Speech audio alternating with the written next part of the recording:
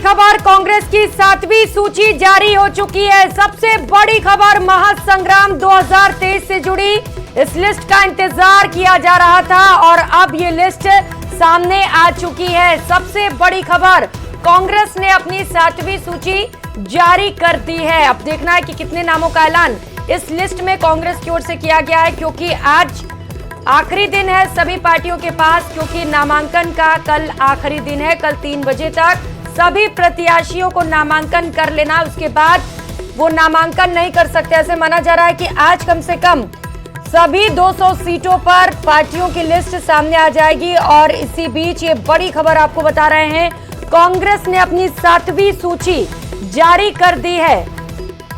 तो सबसे बड़ी खबर आपको बता रहे हैं, इस बार का मुकाबला बड़ा ही दिलचस्प होने वाला है, जहां एक और बीजेपी ने 197 उम्मीदवारों का ऐलान कर दिया है। महज 3 उम्मीदवारों का नाम शेष रह गया है। लगभग सभी सीटों पर अब स्थिति साफ है कि कांग्रेस और बीजेपी में कौन आमने सामने रहने वाला है।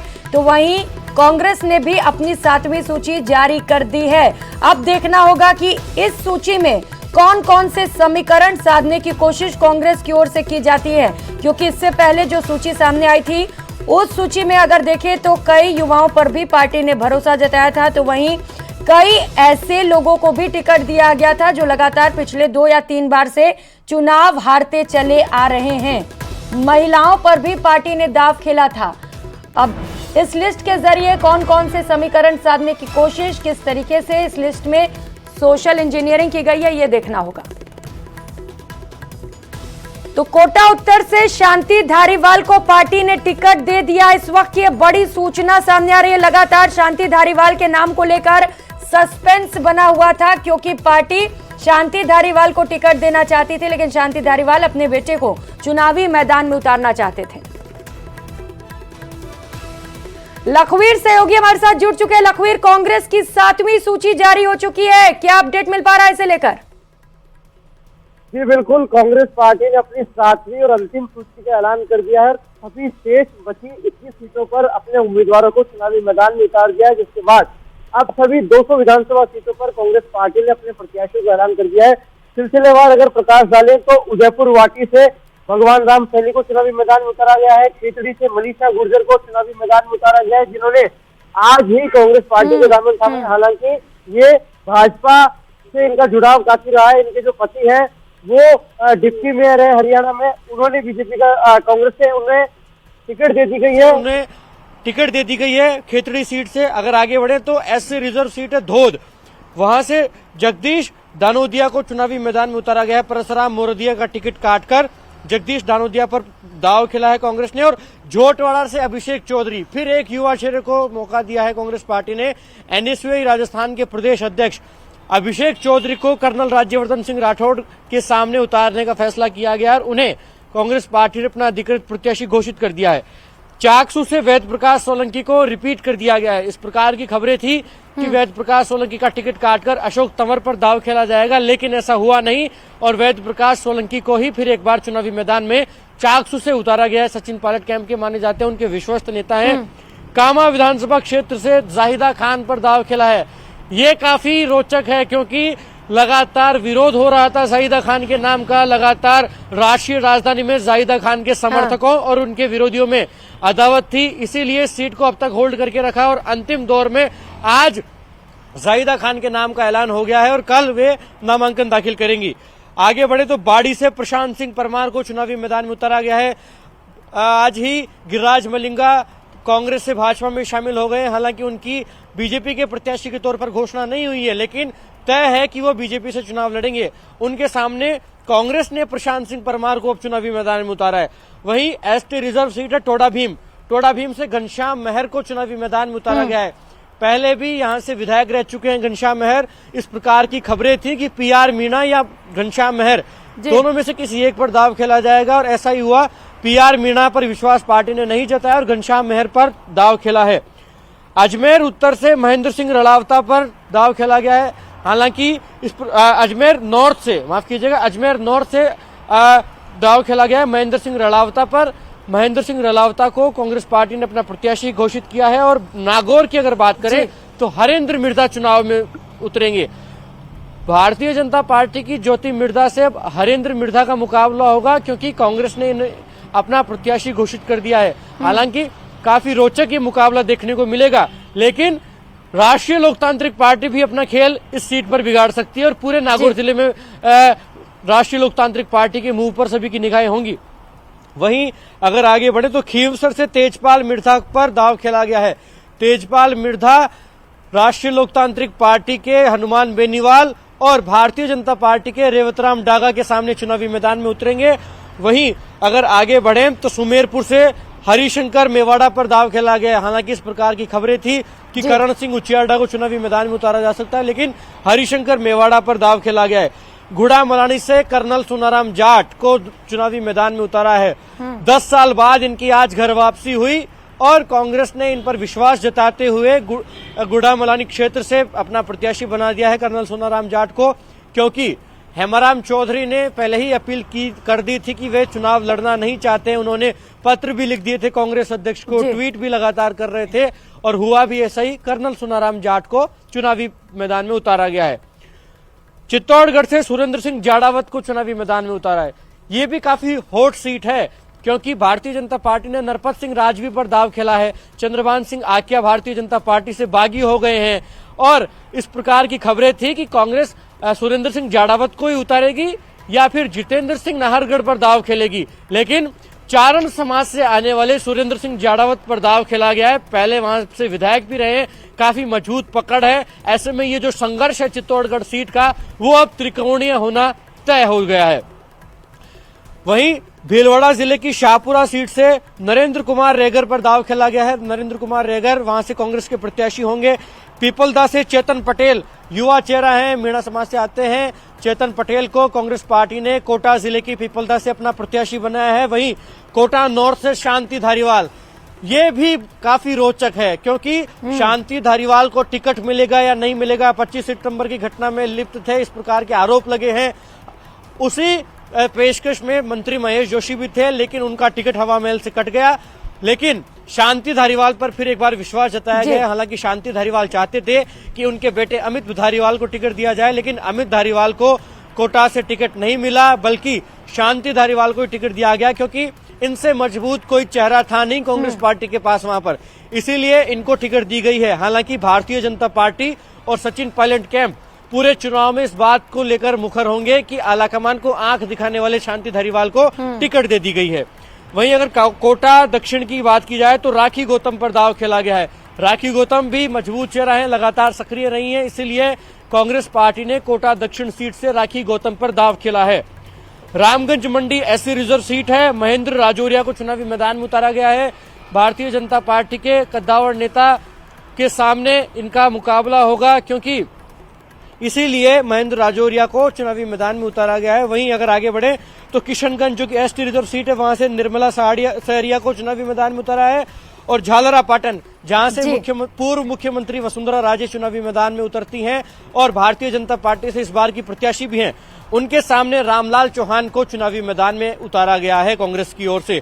तो ये वो तमाम 21 सीटें थी प्रियंका, जहां पर कांग्रेस पार्टी ने अपने पत्ते खोल दिए हैं और तमाम प्रत्याशियों को चुनावी मैदान में उतार दिया है। हालांकि बैलेंस करने का प्रयास किया गया, सूची को सभी सियासी समीकरण साधने का प्रयास किया गया है, युवाओं को तरजीह मिले, इसलिए अभिषेक चौधरी जो कि एनएसयूआई के प्रदेश अध्यक्ष हैं, उनको मौका दिया गया है। हमने देखा सुबह कि जयपुर जिले की शाहपुरा से भारतीय जनता पार्टी ने उपेन्द्र यादव को प्रत्याशी बनाया। उपेन्द्र यादव को प्रत्याशी बनाया गया क्योंकि वो लगातार बेरोजगारों की बात उठाते थे।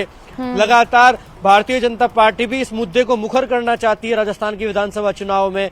ऐसे में उसकी काट ढूंढी है कांग्रेस पार्टी ने कि जो अभिषेक चौधरी हैं, एनएसयूआई राजस्थान के प्रदेश अध्यक्ष, उनको कर्नल राज्यवर्धन सिंह राठौड़ के सामने चुनावी मैदान में उतारा है। हालांकि ये सीट अब काफी रोचक हो जाती है, क्योंकि भारतीय जनता पार्टी से आशु सिंह सूरपुरा बागी होकर चुनावी मैदान में है।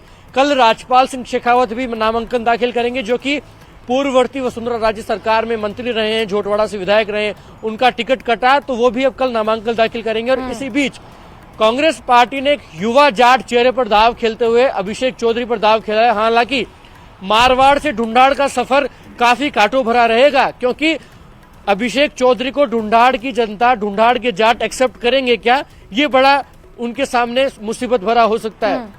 वहीं इस सूची में सबसे जो मजबूत बात थी, सबसे महत्वपूर्ण बात थी, वो ये थी कि शांति कुमार धारीवाल का आखिरकार क्या होगा।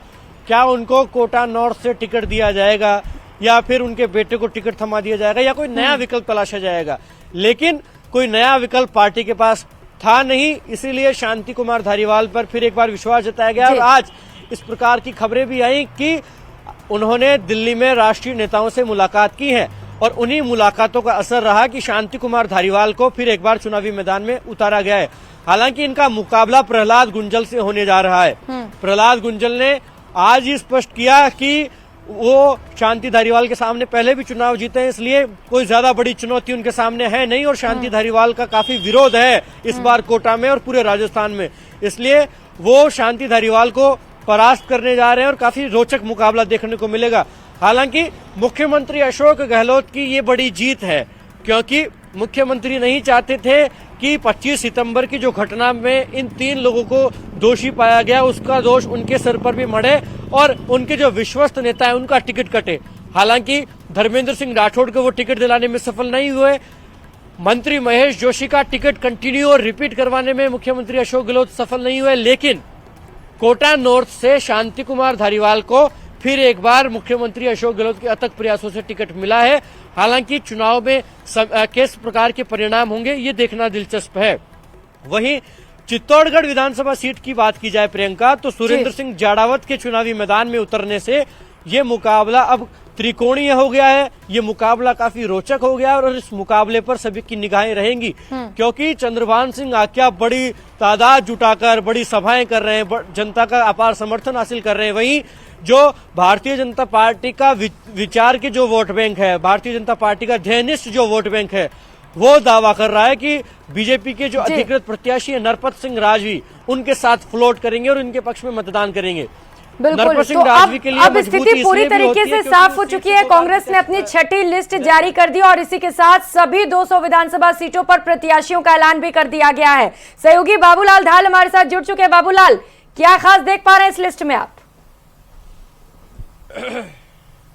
जी देखिए, जो इंतजार था वो घड़ियां खत्म करी, कांग्रेस पार्टी ने फाइनल लिस्ट जारी कर दी है। तो जो सबसे चौंकाने वाला नाम है वो जाहिदा खान का है, जो टिकट लाने में कामयाब हो गई। बहुत ज्यादा विरोध था, इनके पति का बहुत ज्यादा विरोध था, इनका भी विरोध था और इनके जो विरोधी हैं उन्होंने जयपुर से लेकर दिल्ली तक बहुत ज्यादा एहतजाज किया, विरोध जताया कि उनका टिकट नहीं होना चाहिए। लेकिन आखिरकार वो टिकट ले आई, क्योंकि जब उनको मंत्री बनाया गया था, वो राज्य मंत्री थी, लेकिन शिक्षा के महकमे में उनको पावर ज्यादा दिया गया था और बीडी कल्ला को लगता था कि कहीं उनको भी जो है दबा दिया गया एक तरह से।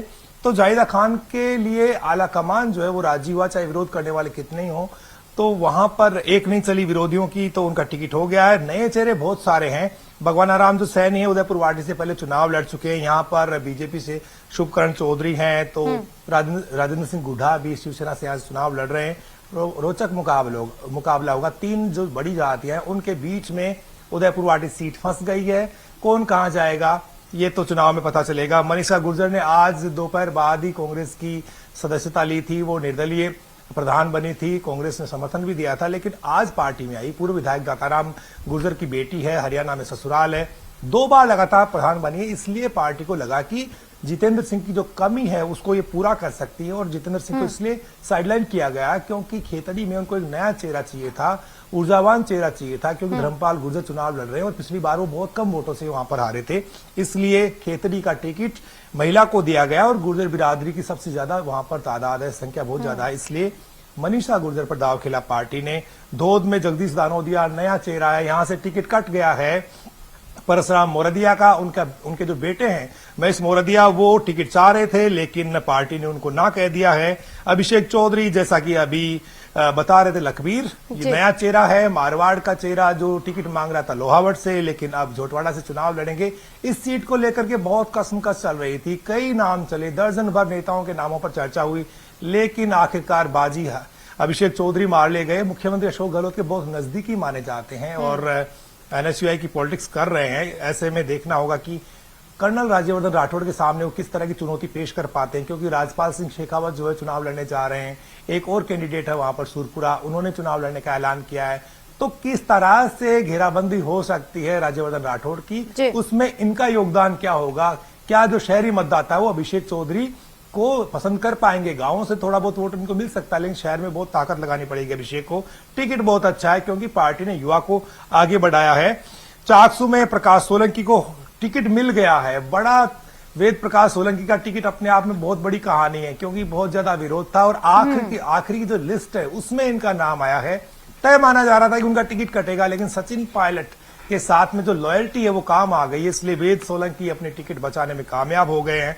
जो विरोधी थे ये मान के चल रहे थे कि उनको टिकट मिल जाएगा, लेकिन ये ज्यादा आशान्वित नहीं थे और आखिर तक कोशिशें कर रहे थे, इसलिए टिकट बचाने में कामयाब हो गए। टोडा भीम में पीआर मीणा का टिकट काट दिया है पार्टी ने। पूर्व जो विधायक घनश्याम मेहर उनको पार्टी ने फिर से टिकट दिया है।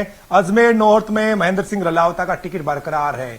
ये भी सचिन पायलट के बहुत नजदीकी हैं और यहां से धर्मेंद्र राठौड़ की दावेदारी थी। यहां से माना जा रहा था कि पार्टी सिंधी चेहरे के नाम पर साध्वी अनादि सरस्वती को टिकट दे सकती है। 2-3 दिन पहले उनकी ज्वाइनिंग भी कराई गई थी, लेकिन साध्वी को निराशा हुई होगी आज कि उनका टिकट नहीं आया है। नागौर में मुकाबला बहुत कांटे का हो गया है। मिर्धा बनाम मिर्धा, हरेंद्र मिर्धा जो है वो ज्योति मिर्धा के सामने चुनाव लड़ने जा रहे हैं। कांटे का मुकाबला होगा, टक्कर बहुत बड़ी होगी क्योंकि हरेंद्र मिर्धा लगातार 4 चुनाव हार चुके हैं। सहानुभूति उनके साथ में होगी, तो ज्योति मिर्धा भी चुनाव लगातार हार रही हैं। ऐसे में कौन सा मिर्धा किस पर भारी पड़ेगा और कौन चुनाव जीतेगा ये तय वहां का माइनॉरिटी वोटर करेगा, जिसकी तादाद बहुत ज्यादा है क्योंकि जाटों का जो वोट है वो आपस में बटेगा। माइनॉरिटी बहुत ज्यादा संख्या में वहां पर है, करीब 40% वोट जो है माइनॉरिटी के माने जाते हैं। तो ऐसी स्थिति में नागौर की सीट बड़ी हॉट बन गई है और वहां पर लोगों की निगाहें बनी रहेगी। खींवसर में तेजपाल मिर्धा, ये कुचेरा नगर पालिका के चेयरमैन है इस वक्त, उनको टिकट दिया है पार्टी ने। हनुमान बेनीवाल के सामने होंगे। तो इस बार 4 मिर्धा चुनाव लड़ रहे हैं और एक ही खानदान से है सबके सब। तो ऐसे में कौन सा मिर्धा चुनाव जीत करके विधानसभा में पहुंचेगा ये देखने वाली बात होगी। सुमेरपुर में हरिशंकर मेवाड़ा को पार्टी ने टिकट दिया है। गुडामलानी में टिकट सोनाराम चौधरी के खाते में गया है, जो आज ही कांग्रेस में आए हैं। अपने घर में उन्होंने वापसी करी है।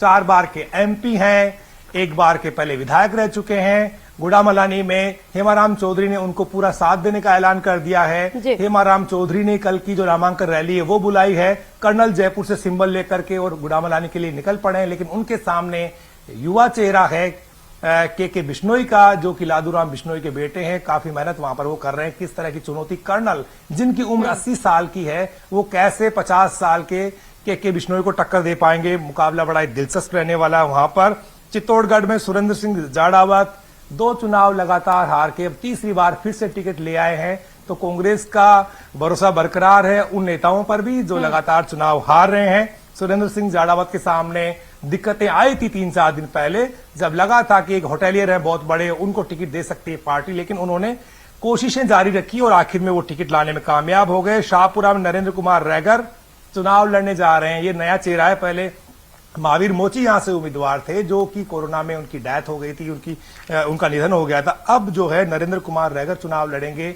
बीजेपी से भी नया चेहरा है वहां पर लालाराम बैरवा का, और पूर्व विधानसभा के अध्यक्ष कैलाश मेघवाल ने भी वहां से निर्दलीय चुनाव में उतरने का ऐलान कर दिया है। इसका मतलब यह है कि उनको पूरी उम्मीद है कि उन्होंने जिले की सौगात दी है शाहपुरा को, इसलिए जनता वहां की उनके साथ होगी, क्योंकि जो नए चेहरे आए हैं युवा हैं और आम जनता के बीच में वो ये भरोसा पैदा करने की कोशिश करेंगे कि ये मेरा आखिरी चुनाव है। पिछला चुनाव भी उन्होंने आखिरी कह के लड़ा था, लेकिन अभी तक उनमें काफी फुर्ती है और जनता के बीच में वो लोकप्रिय भी हैं और सक्रिय भी हैं। इसलिए 90 साल की उम्र में सबसे उम्रदराज जो है नेता के तौर पर, प्रत्याशी के तौर पर कैलाश मेघवाल शाहपुरा भीलवाड़ा में चुनाव के लिए मैदान में उतरने की तैयारी में जुटे हैं।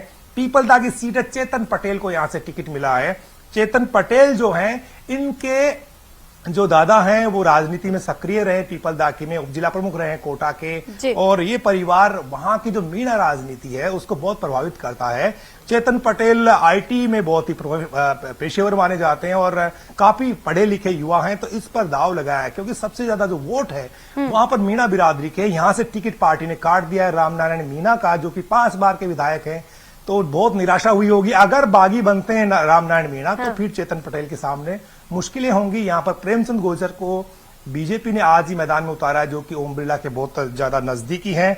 शांति धारीवाल का नाम आया और वो भी आखिरी आखिरी दिन आया है। नामांकन से ठीक पहले मुकाबला बहुत ही कांटे का होने वाला है। बहुत विकास कराए हैं शांति धारीवाल ने, चंबल रिवर फ्रंट की सौगात दी है, शहर को यानी कि सिग्नल फ्री करवा दिया है और विकास पुरुष कहला रहे हैं कि कोटा में मैं जो इतना काम करा सकता हूं तो एक बार मेरा हक जरूर बनता है। वो लड़ना नहीं चाहते थे, लेकिन प्रहलाद गुंजल की जो चुनौती है उनके सामने आ गई तो पार्टी ने उन्हीं को मैदान में उतारा है। राखी गौतम सामने उनके संदीप शर्मा होंगे, पिछली बार भी यही थे और इस बार भी मुकाबला संदीप शर्मा से उनका होने वाला है। राखी गौतम सक्रिय बहुत रही हैं और माना जा रहा है कि कोटा दक्षिण सीट जो पहले बीजेपी का बहुत ही स्ट्रांग होल्ड माना जाता था वहां पर, इस बार उन्होंने जबरदस्त पकड़ बनाई है और घर घर तक वो पहुंची है। वहां पर भी नजदीकी मुकाबला होगा, कोई भी वहां पर चुनाव जीत सकता है। रामगंज मंडी में मदन दिलावर के सामने महेंद्र राजौरिया बिल्कुल नया चेहरा, किशनगंज में निर्मला सहरिया जो कि पार्टी की वर्तमान में विधायक भी हैं, उनको फिर से टिकट दिया। ये पहले भी चुनाव जीती हुई हैं। और झालरा पाटन में मुख्यमंत्री वसुंधरा राजे के सामने रामलाल चौहान बिल्कुल नया चेहरा, कोई बड़ा चेहरा उतारने की कोशिश नहीं की कांग्रेस पार्टी ने। एक तरह से वसुंधरा राजे को पूरे चुनाव प्रचार के लिए फ्री कर दिया कि आप झालरा पाटन से बाहर जाइए, पूरे प्रदेश में बीजेपी के लिए वोट मांगिए, झालावाड़ की चिंता करने की उनको कोई जरूरत नहीं है। तो इस तरह की जो लिस्ट है वो ये बता रही कि नए चेहरे भी इसमें हैं, पुराने भी हैं और ऐसे जो नेताओं के साथ खड़े थे मुश्किल दौर में, उनके टिकट भी इसमें बच गए हैं, जिनमें वेद प्रकाश सोलंकी का टिकट है, महेंद्र सिंह रलावता का टिकट है, जिनके लिए कहा जा रहा था कि वो रेस में ही नहीं है, तो वो भी आखिरी वक्त अपनी टिकट लाने में कामयाब हो गए। तो कुल मिलाकर के मुकाबला कांटे का होगा। कांग्रेस पार्टी ने तमाम सीटों पर यानी 199 सीटों पर अपने उम्मीदवारों का ऐलान कर दिया। मुकाबला कांटे का होने वाला निश्चित तौर पर बाबूलाल। अब लगभग बीजेपी ने भी सभी सीटों पर अपने उम्मीदवारों की घोषणा कर ही दी है, सिर्फ 3 सीट बाकी है। उसके बाद ये क्लियर हो जाएगा कि कौन कौन आमने सामने होने वाला है, क्योंकि लगातार हम कल से ही बात कर रहे हैं कि नींद नहीं आएगी। नींद तो आज उन्हें भी नहीं आएगी जिनके नाम की घोषणा की गई है, क्योंकि अब वक्त कम बचा उनके पास लोगों के बीच जाने के लिए, अपने कामकाज को गिनाने के लिए, उन मुद्दों को गिनाने के लिए जिनके दम पर वो मैदान में उतरने वाले हैं। और नींद उन्हें भी नहीं आएगी जिन्हें टिकट नहीं मिले, जिनके टिकट काट दिए गए, क्योंकि अभी तक कुछ उम्मीदें थी कि चलो एक लिस्ट और आने वाली है, शायद इसमें नाम आ जाए। लखवीर, प्रियंका एक बार आपका सवाल वापस दोहराएं। लखवीर, सवाल यह है कि अब चूंकि जिन प्रत्याशियों का ऐलान किया गया उनके पास कम वक्त है, तो नींद आज उन्हें भी नहीं आएगी, और नींद उन्हें भी नहीं आएगी जिनके टिकट काट दिए गए, जिनके नाम का ऐलान आज आखिरी वक्त में भी नहीं हो सका। जी बिल्कुल, ये तो स्वाभाविक है क्योंकि नामांकन दाखिले की आखिरी तिथि कल है। कल के बाद नामांकन दाखिल नहीं हो पाएंगे और तमाम जो कार्यकर्ता और दावेदार हैं जिनको उम्मीद थी कि उनकी झोली में टिकट आएगा, वो लगातार टकटकी लगाकर बैठे थे, इंतजार इस बात का कर रहे थे कि कब कांग्रेस की ओर से अपने बचे हुए प्रत्याशियों का ऐलान कब होगा। अब ये तो तय है कि जिन्हें टिकट मिल गई है उन्हें भी आज रात को नींद नहीं आएगी, क्योंकि कल की तैयारियां करनी है, नामांकन के लिए तैयारियां करनी है। अगर बगावत के कोई सुर इख्तियार होते हैं, कोई विरोध खड़ा होता है, तो उसका डैमेज कंट्रोल कैसे किया जाएगा, उसके लिए रणनीति तैयार करनी है। और जिन कार्यकर्ताओं पर विश्वास पार्टी ने नहीं जताया, जिन्हें दरकिनार किया गया, उन्हें भी आज नींद नहीं आने वाली है, चाहे वो बागी बनकर चुनावी मैदान में उतरे या फिर जहर का घूंट पी जाए, लेकिन नींद आज नहीं आएगी। क्योंकि स्वाभाविक भी है प्रियंका, लगातार 5 साल तक कोई कार्यकर्ता पार्टी के लिए दरिया बिछाता है, जनता के बीच जाता है, पार्टी का काम करता है, और उम्मीद अगर होती है कि टिकट मिलेगा और उसके बावजूद टिकट नहीं मिलता है, तो भले ही अब क्या लग रहा है लखवीर, कौन कौन बगावत कर सकता है? क्योंकि इससे पहले महेश जोशी का नाम सामने नहीं आया था तो समर्थक लगातार बगावत कर रहे थे, लेकिन आर तिवारी खुद पहुंच गए उन्हें मनाने के लिए, और अब महेश जोशी ने साफ कह दिया है कि नहीं, ये ठीक प्रत्याशी है, इन्हें टिकट मिलना चाहिए था। कौन कौन से वो नाम लग रहे हैं आपको जो बगावत कर सकते हैं पार्टी से? देखिए, बगावती सुर इख्तियार होना और बाद में मान जाना तो प्रक्रिया है, क्योंकि कई बार ऐसा होता है कि क्षणिक तौर पर कार्यकर्ताओं की तरफ से बगावत कर दी जाती है, नामांकन दाखिल कर दिया जाता है, लेकिन कई बार समाज का प्रेशर होता है, कई बार प्रत्याशी का प्रेशर होता है, कई बार पार्टी का प्रेशर होता है, मान मनुवार होती है, कई बार मान भी जाते हैं। हालांकि अभी जो 21 नामों का ऐलान हुआ है, 21 सीटों पर प्रत्याशियों का ऐलान हुआ है, उसके बाद की स्थिति की अगर बात की जाए तो धौद विधानसभा जो सीट है सीकर जिले की, जो कि एससी रिजर्व है, वहां से कहीं ना कहीं बगावती सुर इख्तियार हो सकते हैं, क्योंकि परसराम मोरदिया जो कि वर्तमान विधायक हैं, उनके बेटे महेश मोरदिया वहां से टिकट मांग रहे थे। हालांकि एक नए चेहरे को वहां इंट्रोड्यूस किया गया है, ऐसे में हो सकता है कि वहां पर किसी प्रकार के बगावती सुर इख्तियार हो। ऐसा ही नजारा खींवसर में देखने को मिल सकता है। खींवसर सीट से कांग्रेस पार्टी ने तेजपाल मिर्धा पर दाव खेला है, लेकिन दुर्ग सिंह खींवसर वहां से टिकट चाह रहे थे, राजपूत समाज से आते हैं, पहले भी वो कई मर्तबा चुनाव लड़ चुके हैं। अगर टिकट नहीं मिलती है तो बसपा से लड़ते हैं, बसपा से नहीं मिलती है तो निर्दलीय लड़ते हैं। ऐसे में वो भी चुनाव लड़ सकते हैं। अगर वो चुनाव लड़ते हैं तो स्वाभाविक है कि हनुमान बेनीवाल की जो राह है वो कहीं ना कहीं आसान हो जाएगी, क्योंकि वो उस वोट बैंक में सेंधमारी करेंगे जो कि बीजेपी के प्रत्याशी के लिए फेवरेबल है। इसलिए दुर्ग सिंह खींवसर जो कि कांग्रेस से टिकट चाह रहे थे, पैनल में उनका नाम था, हालांकि अंतिम दौर पर टिकट उन्हें मिला नहीं। तेजपाल मिर्धा पर पार्टी ने विश्वास जताया है। ऐसे में हो सकता है कि वो बगावती सुर इख्तियार करें। हरेंद्र मिर्धा पर पार्टी ने दाव खेला है नागौर से। ज्योति मिर्धा भारतीय जनता पार्टी से सामने है। हालांकि राष्ट्रीय लोकतांत्रिक पार्टी वहां पर स्थितियां बिगाड़ने में सक्षम है और राष्ट्रीय लोकतांत्रिक पार्टी की कूटनीतिक रणनीति भी रहेगी, क्योंकि जिस प्रकार से जुबानी जंग हनुमान बेनीवाल और ज्योति मिर्धा में है, ऐसे में हनुमान बेनीवाल कतई नहीं चाहेंगे कि ज्योति मिर्धा चुनाव जीत जाए, क्योंकि ज्योति मिर्धा को भाजपा में लाने के पीछे बीजेपी का सबसे प्रमुख उद्देश्य है कि नागौर जिले में मजबूती हासिल की जाए और पूरे मारवाड़ में ज्योति मिर्धा के नाम के प्रभुत्व को बुलंदी दी जाए और उनके प्रभुत्व का लाभ लिया जाए। ऐसे में पार्टी ये चाहती है कि नागौर में तो जीते ही, इसके साथ ही पूरे क्षेत्र में जहां भी जाट बिरादरी का बोलबाला है वहां पर ज्योति मिर्धा को घुमाया जाए और बीजेपी प्रत्याशियों के पक्ष में मतदान करवाया जाए, अपील की जाए। इसीलिए ज्योति मिर्धा को नागौर से उतारा गया। हालांकि अन्य सीटों पर अगर बात की जाए तो उदयपुर वाटी से भगवान राम सैनी को चुनावी मैदान में उतारा, लेकिन वहां से शरवण लाल सैनी भी टिकट मांग रहे थे और भी अन्य उम्मीदवार हैं, एक गुर्जर दावेदार भी थे। ऐसे में भगवान सैनी को टिकट दे दिया, लेकिन बगावती सुर इख्तियार हो सकते हैं। खेतड़ी में बीजेपी से कांग्रेस में शामिल हुई मनीषा प्रधान पर दाव खेला है, लेकिन वहां से जो लोग टिकट चाह रहे थे उनका क्या होगा। कई माली दावेदार वहां से टिकट चाह रहे थे, उसके अलावा हर्षवर्धन सिंह शेखावत वहां से टिकट चाह रहे थे। हालांकि ये रोचक हो जाता है क्योंकि हर्षवर्धन सिंह झेरली की टिकट का कोस्ट ये बनता था, क्योंकि झुंझुनू जिले के 4 विधायक लगातार कांग्रेस आलाकमान के पक्ष में थे, जिनमें जिनमें साफ तौर पर कहा जा सकता है कि रीटा चौधरी सहित तमाम वो लोग चाहते थे कि इन्हें टिकट दी जाए हर्षवर्धन सिंह को, ताकि उनकी चुनाव भी आसान हो जाए, उनको भी चुनाव में मदद मिले। लेकिन कांग्रेस पार्टी ने हर्षवर्धन सिंह को टिकट नहीं दिया। बीजेपी से कांग्रेस में आई मनीषा प्रधान को दावेदार बना दिया है, प्रत्याशी बना दिया है। ऐसे में हो सकता है कि वहां से भी बगावती सुर इख्तियार हो जाए, क्योंकि मनीषा प्रधान गुर्जर बिरादरी से आती हैं, सामने भी धर्मपाल गुर्जर है, लेकिन 2 मजबूत माली प्रत्याशी वहां से दावेदारी कर रहे थे। हालांकि पार्टी ने विश्वास नहीं जताया, तो स्वाभाविक है कि कोई एक व्यक्ति भी अगर चुनावी मैदान में उतरता है, चाहे वो शरवण सैनी हो या कोई और हो, तो पार्टी के लिए और पार्टी के प्रत्याशी के लिए राह आसान नहीं होगी। ऐसा ही आलम सुमेरपुर में देखने को मिल सकता है। हरिशंकर मेवाड़ा को चुनावी मैदान में उतारा गया है। करण सिंह उचियारडा जो कि जोधपुर से आते हैं, वो वहां से चुनावी मैदान में उतरने वाले थे, लगातार प्रयास कर रहे थे टिकट का। सचिन पायलट कैंप के माने जाते हैं, उनके काफी विश्वस्त हैं, लेकिन मुख्यमंत्री अशोक गहलोत का वीटो काम आया और हरिशंकर मेवाड़ा को चुनावी मैदान में उतारा गया है। ऐसे में स्वाभाविक है कि हरिशंकर मेवाड़ा के सामने भी बगावती सुर इख्तियार हो सकते हैं। वहीं अन्य अगर सीटों की बात की जाए तो कई सीटें ऐसी हो सकती हैं जहां से जो बगावती रुख सुर है वो इख्तियार हो सकते हैं। खास करके टोडा भीम, घनश्याम मेहर को चुनावी मैदान में उतारा है पार्टी ने। कांग्रेस ने घनश्याम मेहर जो पूर्व में विधायक रहे उन पर विश्वास जताया, लेकिन मौजूदा विधायक पीआर मीणा का टिकट काट दिया है।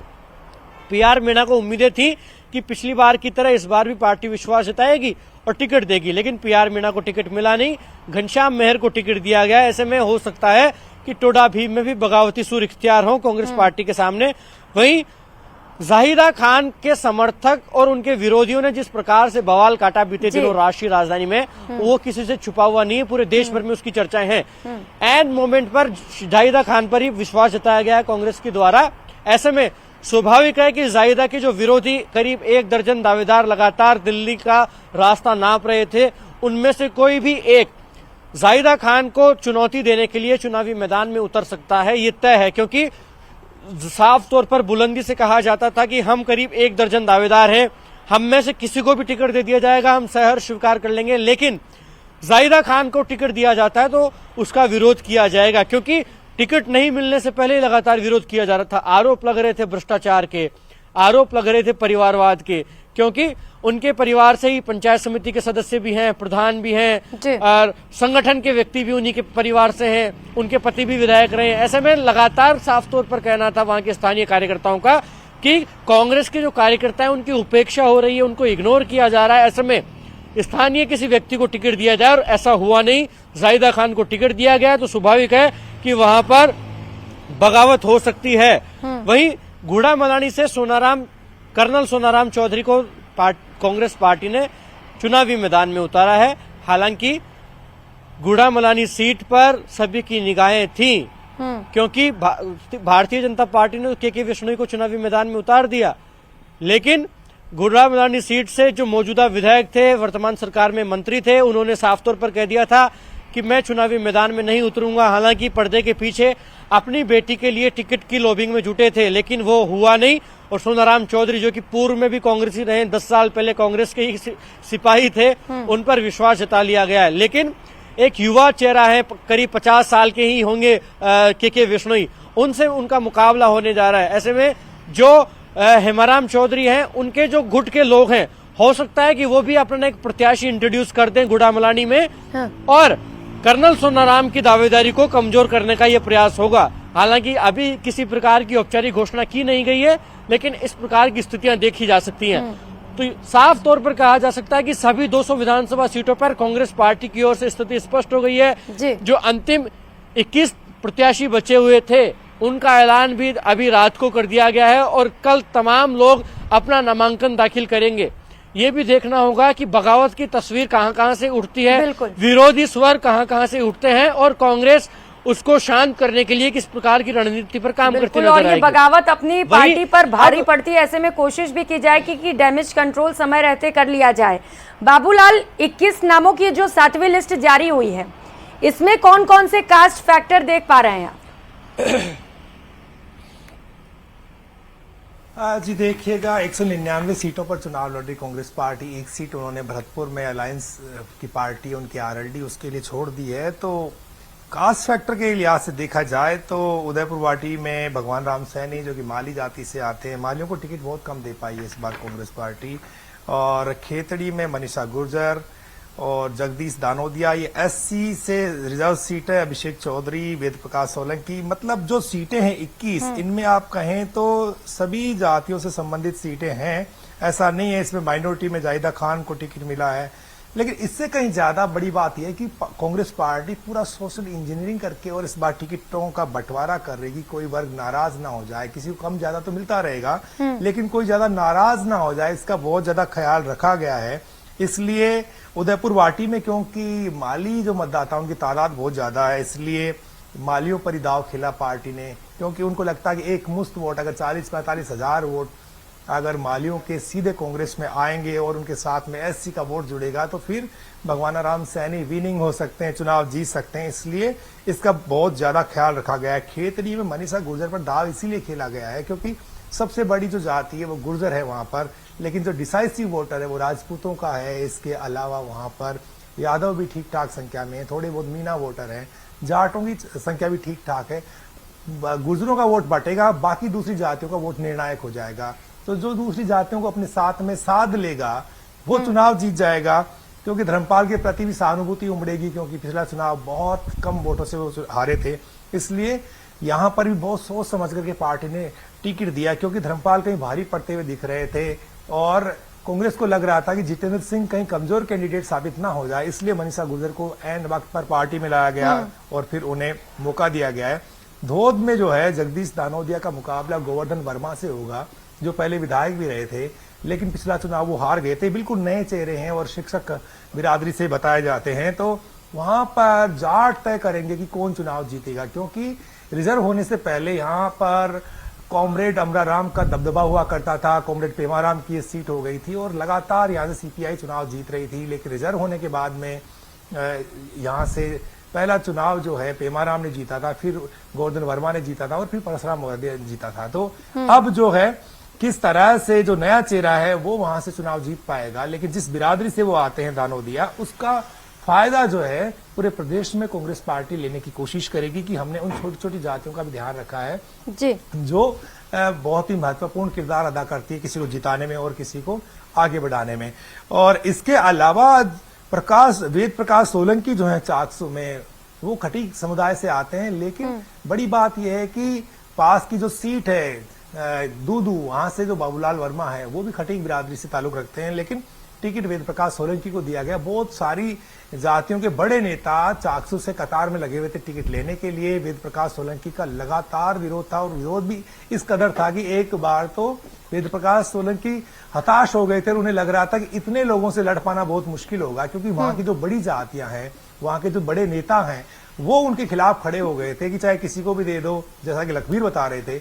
लेकिन वेद प्रकाश सोलंकी को टिकट किसी भी सूरत में नहीं होना चाहिए, लेकिन वेद प्रकाश सोलंकी पायलट की वजह से टिकट लाने में आखिर कामयाब हो गए, क्योंकि वहां पर गुर्जरों की संख्या अच्छी खासी है।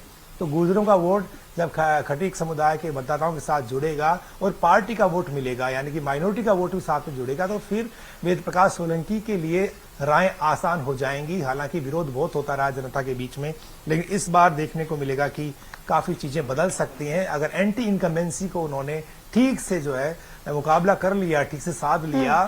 अगर जिताऊ समीकरण अपने मुताबिक बना लिए तो फिर सारी चीजें आसान हो सकती है। और इसके अलावा इसमें जो चीजें देखने को मिल रही है महेंद्र सिंह रलावता की, क्योंकि राजपूत को टिकट देने का जो इस सीट पर यानी कि जो एक फॉर्मूला है वो पिछली बार से शुरू हुआ था, क्योंकि वासुदेव देवनानी जो है लगातार 4 चुनाव जीत चुके हैं, इस बार 5वां चुनाव है। सिर्फ 8000 वोटों से पिछला चुनाव जीता था वासुदेव देवनानी ने। तो महेंद्र सिंह रलावता को लगता है कि वो ही टक्कर दे सकते हैं और वो ही चुनाव जीत सकते हैं, क्योंकि जानी पहचानी सीट हो गई है उनकी। तो ऐसे में उनको ज्यादा दिक्कतें नहीं आएगी। कोई भी नया कैंडिडेट आएगा तो वो जनता में पकड़ नहीं बना पाएगा। तो आखिर में पार्टी को लगा कि महेंद्र रलावता ही उनके लिए सूटेबल कैंडिडेट हैं और वो ही चुनाव जीत सकते हैं। हरेंद्र मिर्धा के लिए कहा जाता है कि किस्मत साथ नहीं दे रही। आखिरी चुनाव उन्होंने 1998 में जीता था। आप देखिए कि कितना वक्त गुजर गया है। 2003 तक वो राजस्थान में पीडब्ल्यूडी के मंत्री हुआ करते थे, और उसके बाद में हरेंद्र मिर्धा चुनाव नहीं जीत पाए, लगातार चुनाव हारते चले गए। 20 साल से वो राजस्थान की राजनीति का जो केंद्र होता है उससे बिल्कुल बाहर हैं, जबकि वो रामनिवास मिर्धा जैसे कद्दावर किसान नेता के बेटे हैं।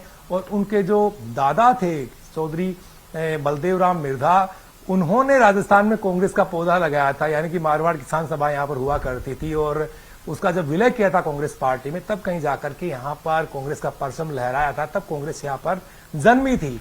तो उनके वारिस होने के बावजूद भी वो क्या वजह रही कि किसानों से दूर हो गए, नागौर की राजनीति से ये परिवार दूर हो गया। साथ में लवली है, उनसे हम भी कुछ जानेंगे, कुछ चीजें उनके पास भी होगी और उनसे भी पूछेंगे कि आखिर इस लिस्ट में उन्होंने क्या नया देखा है। लवली, कोटा की जो सीटें हैं वहां पर एक बार फिर से वही घोड़े हैं, वही मैदान है, ना कोटा साउथ में और ना कोटा उत्तर में उम्मीदवार बदला। इसके पीछे की क्या वजह मानते हैं आप? देखिए, रिवर फ्रंट के पीछे पीछे कहानी घूम रही है बहुत सारी, और शांति धारीवाल आज कामयाब हुए हैं। उन्होंने यही कहा था आखिरी वक्त पर कि मंजूर वही होगा जो मंजूर आला कमान होगा, और ठीक वैसा ही हुआ। देरी जरूर हुई, लेकिन शांति धारीवाल आज कोटा पहुंचे और बहुत बड़ी तादाद में उनका स्वागत हुआ। रही बात जो घोड़े वहां पर मौजूद हैं, क्योंकि कोटा की सियासत को आप भी जानते हैं और कोटा से जुड़े हुए जो हाड़ौती के लोग हैं वो भी जानते हैं। कोटा के अंदर जो लोग जुड़े हुए हैं वो कनेक्टिंग है व्यक्तियों से, व्यक्ति विशेष से वो लोग कनेक्टेड है। वहां पर व्यक्ति विशेष की राजनीति जो है वो जमीनी स्तर पर हावी रहती है। पार्टी अपनी राजनीति करती है, बड़े नेता जाकर के वहां पर अपनी राजनीति करते हैं, गुट बन चुके हैं, लेकिन उसके बावजूद भी वहां पर मौके पर जाने के बाद में अगर जाया जाता है ग्राउंड पर, तो वहां शांति धारीवाल को चयन किया जाता है। वहां पर बीजेपी से नाम आता है बड़े नामों के तौर पर, लोकसभा अध्यक्ष का और तमाम लोगों का। तो ऐसे में शांति धारीवाल कामयाब हुए। राखी गौतम चूंकि दक्षिण की सीट है, बीजेपी का एक माना जाता है किला माना जाता है, आप लंबे समय तक कोटा में रहे, एक बड़ा अनुभव रहा। तो कोटा के किले के अंदर किस तरीके से सेंध लगाई जाए, ब्राह्मण वोटों को किस तरीके से, तो संदीप शर्मा के सामने राखी गौतम को भेजने के बाद में ये उम्मीद है कि ब्राह्मण वोटों में कुछ सेंध जो है वो लग पाएगी। बेगू की सीट का क्या हाल है? दोनों चेहरे आमने सामने हैं। राजेंद्र विदुड़ी के सामने पिछली बार के जो विधायक थे सुरेश धाकड़, उनको टिकट दिया गया। धाकड़ पिछला चुनाव हारे थे। इस बार की कहानी क्या लगती है बेगू में? देखिए, रोचक कहानी होगी इस बार, क्योंकि वहां पर पगड़ी का जो वीडियो है, पगड़ी वाला जो टाइटल है, वो लोगों के बीच में वायरल हो रहा है। दूसरी बात जो है, वो जब कोरोना का समय चल रहा था, कोविड के समय में राशन बांटते समय जो राजेंद्र विधुड़ी के जो विवाद है, वो उनका पीछा छोड़ने का नाम नहीं ले रहे हैं। आज के चुनाव की स्थिति की बात करें तो सुरेश धाकड़ के विरोध में जो लोग खड़े हुए थे, वो सब एकजुट हो चुके हैं। वहां पर एक नारा दिया गया है कि राजेंद्र विधुड़ी को भगाओ और बेगू को बचाओ। तो इस तरह के नारे वहां पर चल रहे हैं। लेकिन सबसे बड़ी बात है कि विधुड़ी विकास के दम पर चुनाव लड़ रहे हैं और सुरेश धाकड़ जो है वो भय और भ्रष्टाचार मुक्त करने की बात कह रहे हैं। तो दोनों के बीच में टक्कर है। लेकिन सबसे बड़ी बात, चित्तौड़गढ़ का टिकट आज आ गया है। चित्तौड़गढ़ में बहुत भाग्यशाली होंगे आज तो जाड़ावत साहब बहुत भाग्यशाली। अब से कुछ देर पहले दूरभाष पर बात हुई, अपने देवता को पूछने गए हैं नजदीक के गांव में, और उन्होंने ये कहा है कि उनके कार्यकर्ताओं ने उनको टिकट दिलाया है। अशोक गहलोत के वो विश्वस्त हैं, इस बात से इनकार नहीं किया जा सकता। लेकिन कल जब 400-500 कार्यकर्ताओं ने एक साथ इस्तीफे दे दिए और ये बात आई कि जितेंद्र सिंह को टिकट दिया जा रहा, तो पूरी कांग्रेस जो थी चित्तौड़ की, बीजेपी के चंद्रभान के स्टंट के साथ में नीचे उतरी। और उसके बाद में ये तय किया गया कि चंद्रभान की तर्ज पर ही जो है वो जाड़ावत भी विरोध करेंगे और अपनी बात आलाकमान तक पहुंचाएंगे। और मैसेंजर का काम किया अशोक गहलोत ने और टिकट पाने में जाड़ावत कामयाब रहे। अब चंद्रभान आक्या भी घर बैठे हुए हैं। क्या आपको लगता है वो बागी बन के मैदान में आएंगे और नरपत सिंह राजवी के सामने किस तरह की चुनौती पेश कर पाएंगे सुरेंद्र सिंह जाड़ावत? देखिए, पार्टी बहुत मनोबल कर रही थी चंद्रभान सिंह आक्या से, लेकिन वो मानने के लिए तैयार नहीं थे। उन्होंने कहा कि नरपत जी शिफ्ट हो सकते हैं, मैं यहां से कहीं नहीं जाऊंगा। अभी जो जानकारी है वो कल नामांकन करने जा रहे हैं, जाड़ावत भी नामांकन करने जा रहे हैं और राजवी भी नामांकन कर रहे हैं। तो ऐसे में बड़ा रोचक मुकाबला होगा चित्तौड़गढ़ का, क्योंकि नरपत राजवी का रिश्ता जो है वो देश के जाने माने राजनेता परिवार से है। भैरव सिंह शेखावत ने बीजेपी की नींव को बोया और उसके बाद में उनके दामाद वहां से चुनाव लड़ रहे हैं। वो बात अलग है, विद्याधर नगर में उनका विरोध था, लेकिन ये बात तय है कि इस बार आसान नहीं है नरपत राजवी। क्या राजी साहब के साथ जो पुराने जो लोग थे, पहले वो विधायक रहे हैं, वहां से वो जुड़ पाए या अभी तक नहीं जुड़ पाए? देखिए, बीजेपी को एकजुट करना बड़ा चुनौती है इस वक्त चित्तौड़गढ़ में। और सबसे बड़ी बात है कि सीपी जोशी जो प्रदेश अध्यक्ष है, उनका गृह जिला है, तो उनके लिए भी आन बान शान का प्रतीक है और मेवाड़ की धरती है। मेवाड़ में अगर आपने सबको एकजुट कर लिया तो आपने किला फतेह कर लिया। कहा जाता है मेवाड़ से रास्ता आता है जयपुर का, लेकिन मेवाड़ को फतेह करने के लिए नरपत राजवी को बहुत मेहनत करनी पड़ेगी। और सुरेंद्र सिंह जाड़ावत जैसे मजे हुए नेता, हालांकि वो चुनाव हार गए थे चंद्रभान के सामने, लेकिन एक मजे हुए नेता है, पूरे 5 साल लोगों में कोई सहानुभूति काम करेगी जाड़ावत की कि मैं तीसरी बार हार गया तो मेरा पत्ता कट जाएगा हमेशा के लिए राजनीति से, इसलिए इस बार तो आशीर्वाद दे दीजिए चित्तौड़ वालों? बिल्कुल, जाड़ावत ने कल अपने बयान में कहा और आज भी कहा लोगों के बीच में कि इस बार अगर मैं नहीं जीता तो आप ये मान के चलिएगा कि अगली बार मुझे टिकट मिले या नहीं मिले मुझे पता नहीं, लेकिन मेरा कोई परिवार नहीं। उनके परिवार के, उनकी जाति की केवल 18 वोट है वहां पर, लेकिन उसके बावजूद भी वो चित्तौड़ के विधायक भी रहे और हाल ही में चुनाव हारने के बावजूद भी उन्हें धरोहर प्राधिकरण का राज्य मंत्री इस तरह का दर्जा दिया। अशोक गहलोत के विश्वस्त माने जाते हैं और अशोक गहलोत ने उनको टिकट दिलाने में कामयाबी हासिल की। उनके कैंप के नेता हैं। जब पूरी सरकार जो होटल में थी तब बाहर खड़े होकर के कह रहे थे जाड़ावत बार बार कि ये गलत हो रहा है। तो ऐसे में जाड़ावत को जो उनकी ये कह सकते हैं उनकी वफादारी का इनाम मिला है, अब वो इस इनाम को किस तरीके से कांग्रेस को इनाम के तौर पर दे। लवली, तो आप बने रहिए लवली, और भी बहुत सारी बातें करनी है आपके साथ में। तो 197 सीटों की तस्वीर इस वक्त साफ हो गई है। कौन किसके सामने होगा, कौन किसे कितनी बड़ी टक्कर देगा और कौन मैदान में किस पर भारी पड़ने जा रहा है। तो शुरुआत से हम जिक्र करें तो उदयपुर वाटी में जो है वो भगवानाराम सैनी है, उनके सामने शुभकरण चौधरी मैदान में है। और सादुल शहर जो कि पहली सीट है, यानी कि 1 नंबर सीट मानी जाती है राजस्थान में, जब गिनती होती है तो सादुल शहर से शुरुआत होती है। वहां गुरवीर सिंह बराड़ बीजेपी के उम्मीदवार हैं, तो जगदीश जांगीड़ कांग्रेस के उम्मीदवार हैं, वर्तमान के विधायक भी हैं। करणपुर में मुकाबला जैसा पिछली बार था वैसा इस बार होने वाला है। सुरेंद्र पाल सिंह टीटी आए हैं बीजेपी का टिकट लेके और गुरमीत सिंह कुन्नर जो हैं वो कांग्रेस की टिकट पर चुनाव लड़ने जा रहे हैं। सूरतगढ़ में राम प्रताप कासनिया जो कि वर्तमान के विधायक हैं, उनके सामने डूंगर राम गैदर कांग्रेस के प्रत्याशी हैं। रायसिंह नगर में बलवीर सिंह लूथरा वर्तमान में विधायक हैं, उनके सामने सोनलाल नायक को कांग्रेस पार्टी ने टिकट दिया है। अनूपगढ़ में संतोष बावरी के सामने शिमला देवी नायक हैं। संगरिया में गुरदीप शापीणी जो कि वर्तमान के विधायक हैं, उनके सामने बिल्कुल नए चेहरे अभिमन्यु पूनिया जो कि यूथ को कांग्रेस के चुनाव में सबसे ज्यादा वोट हासिल करके और फ्रंट रनर थे, उनको पार्टी ने टिकट दे दिया है। सचिन पायलट का ये टिकट है। हनुमानगढ़ में विनोद लीलावली जो कि बलराम जाखड़ के भांजे हैं, इनके पिता भी विधायक रह चुके हैं, उनका सामना कद्दावर नेता डॉक्टर राम प्रताप के बेटे अमित चौधरी से होने जा रहा है। पार्टी ने उनको टिकट दिया है। डॉक्टर राम प्रताप का टिकट पार्टी ने यानी कि काटा है, उनके बेटे को आगे किया है। पीलीबंगा जो सीट है वहां पर धर्मेंद्र मोची जो है वर्तमान के विधायक है उनको टिकट मिला है बीजेपी का, और विनोद गोठवाल जो कि पिछला चुनाव बहुत कम वोटों से हारे थे, 2 बार लगातार हार चुके हैं, लेकिन इस बार भी तीसरी बार वो मैदान में हैं। इमोशनल कार्ड खेलने की उनकी पूरी कोशिश होगी। नौहर में अमित चाचान जो हैं वो वर्तमान के विधायक हैं, उनके सामने अभिषेक मटोरिया बीजेपी की टिकट पर चुनाव लड़ रहे हैं। अभिषेक पिछला चुनाव हार गए थे नौहर में। भादरा जो सीट है वहां पर संजीव बेनीवाल चर्चा में आए थे, नामांकन की रैली में बहुत भारी भीड़ उनकी वहां पर उमड़ी थी।